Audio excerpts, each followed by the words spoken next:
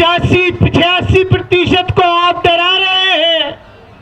क्या ये कभी हो सकता है कि 14% 80% का हक खा जाएंगे? सरकार अपना काम करती रहे, अपने दोस्तों को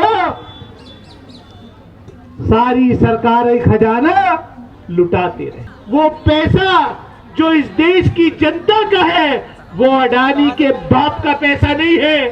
जो माफी वीर थे उनको आप वीर बना रहे हो, और जिन्होंने कुर्बानियां दी इस देश में उनका इतिहास बदलने का काम कर रहे हो। जैसे मुख्यमंत्री से आप झेल रहे हैं करीब है, ऐसे ही उससे भी ज्यादा अच्छे मुख्यमंत्री से हम झेल रहे हैं उत्तर प्रदेश में।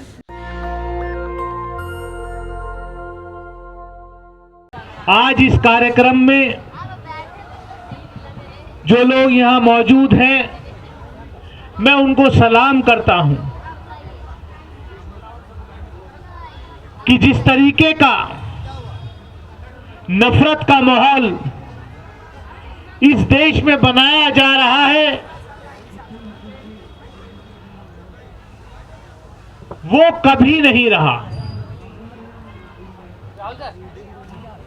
लेकिन उसके साथ साथ मैं ये भी कहना चाहता हूं कि आप जो सत्ता में बैठे हुए लोग हैं वो इस नए भारत के निर्माण में गोडसे की का महिमा मंडप करते रहे, लेकिन आज ही के दिन महात्मा गांधी की शहादत हुई थी। महात्मा गांधी को याद करने वाले, उनकी आइडियोलॉजी पर चलने वाले लाखों करोड़ों लोग हिंदुस्तान और दुनिया भर में उनकी आइडियोलॉजी को मानने वाले लोग हैं। उस आइडियोलॉजी को आप कमजोर नहीं कर सकते। मैं कहना चाहता हूं कि देश में जिस तरीके से सरकारी संरक्षण में इस देश में नफरत फैलाई जा रही है वो बहुत सोची समझी साजिश है। ये जानते हैं कि नफरत किसके खिलाफ है। 14% के खिलाफ आप नफरत फैला रहे हैं, 85-86% को आप डरा रहे हैं। क्या ये कभी हो सकता है कि 14% 80% का हक खा जाएंगे? नहीं।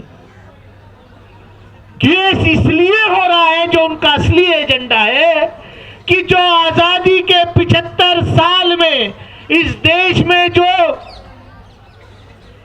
तरक्की हुई, इस देश में जो सरकारी उपक्रम बने, इस देश के गरीब को, किसान को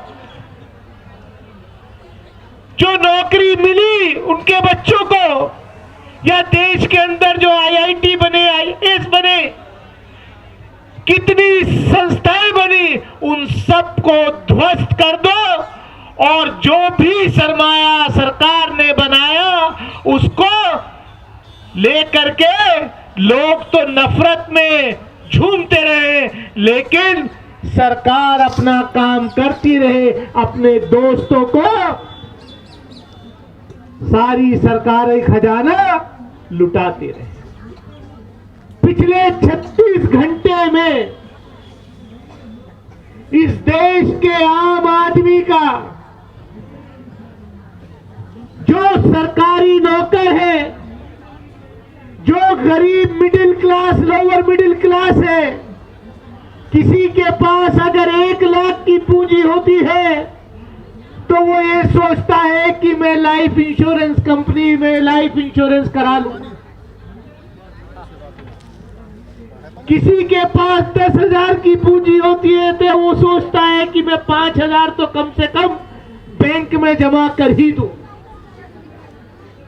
लेकिन क्या देखने में आया है, पिछले 36 घंटे के अंदर जो एलआईसी का पैसा था, जो इस देश की जनता का पैसा सरकारी बैंकों में रखा हुआ था, वो बैंकों का पैसा प्रधानमंत्री जी के अभिन्न मित्र गौतम अडानी की कंपनीज को दिया गया। LIC को प्रेशर दिया गया सरकार की तरफ से कि LIC अडानी की कंपनी के शेयर खरीदे, और पिछले 36 घंटे में 4 लाख करोड़ से ज्यादा वो पैसा जो इस देश की जनता का है, वो अडानी के बाप का पैसा नहीं है, या उन लोगों का पैसा नहीं है जो सरकार में बैठे उन्होंने जो है अपने दोस्त को दे दिया। वो जनता का पैसा है। 4 लाख करोड़ रुपया डूब गया इंटरनेशनल मार्केट में, शेयर मार्केट में।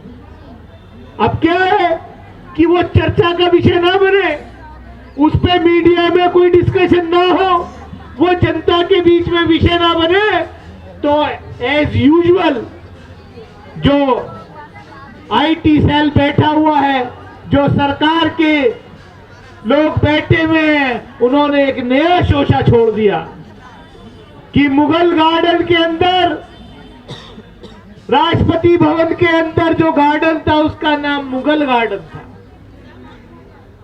और वो मुगलों ने नहीं बनवाया था, वो उन अंग्रेजों ने बनाया जिन्होंने मुगलों को हराया था।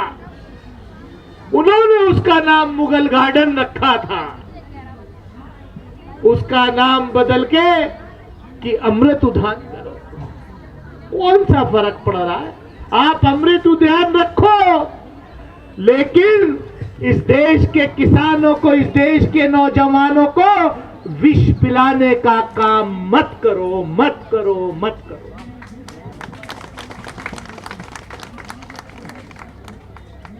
जो देश अपने इतिहास को नहीं समझता, जो लोग इतिहास को बदलने की कोशिश करते हैं, मैं डॉक्टर सुनीलम साहब ने भी कहा, हम युवा जनता, छात्र जनता में काम करते थे, इन्होंने खाली एक बात जो है वो गलत कही कि हम नेतृत्व करते थे, नेतृत्व ये करते थे, हम तो इनसे बहुत जूनियर हैं। मैं लंदन गया था अभी MP बनने के बाद भी, तो मैंने देखा वहां लंदन की मेन स्ट्रीट पर महात्मा गांधी की बहुत ऊंची स्टैच्यू लगी हुई है। उन महात्मा गांधी की, जिन महात्मा गांधी ने अपने नॉन वायलेंस मूवमेंट से अंग्रेजों को इस देश से खदेड़ने का काम किया, उन्हीं अंग्रेजों ने अपने मुल्क के अंदर, राजधानी के अंदर मेन जगह पर महात्मा गांधी की स्टैच्यू लगाई थी। तो सिविलाइजेशन ऐसे ही नहीं बनती। आपका तो कोई अपना इतिहास है नहीं, आपका तो जंग आजादी में कोई योगदान रहा नहीं, इसलिए आप सोचते हो कि ये जिनका योगदान था उनके ऊपर स्याही फेर दो। जो माफी वीर थे उनको आप वीर बना रहे हो, और जो जिन्होंने कुर्बानियां दी इस देश में, उनका इतिहास बदलने का काम कर रहे हो। मैं सिर्फ इतना ही कहना चाहता हूं कि आपका यहां पर जो ये जमावड़ा हुआ है, नफरत छोड़ो, भारत जोड़ो, और ये ऐसे कार्यक्रम देश भर में चल रहे हैं, मैं सलाम करता हूं।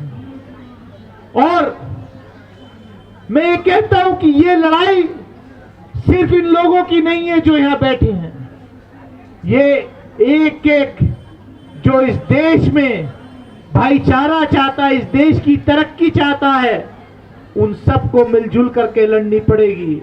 मैं सलाम करता हूं भाई अखिल गोगोई जी को कि उन्होंने जब पूरा देश CAA के खिलाफ संघर्ष कर रहा था, सबसे पहली अलग जगाने का काम अखिल भाई ने किया था। उनके ऊपर UAPA और जितनी धाराएं हो सकती थी सब में केस लगाए, लेकिन वो डरे नहीं, और जनता ने उनको जेल से जिता करके विधायक बनाया, इंडिपेंडेंट बनाया, विधायक वो बन करके आए। अखिल भाई, आपने चिंगारी वहां लगाइए, वो चिंगारी पूरे देश में काम करेगी, आप बेफिक्र रहिए। देर है अंधेर नहीं है। ये जो नफरत की अफीम का नशा है ये बहुत जल्दी उतरने वाला है। जैसे मुख्यमंत्री से आप झेल रहे हैं, करीब ऐसे ही उससे भी ज्यादा अच्छे मुख्यमंत्री से हम झेल रहे हैं उत्तर प्रदेश में।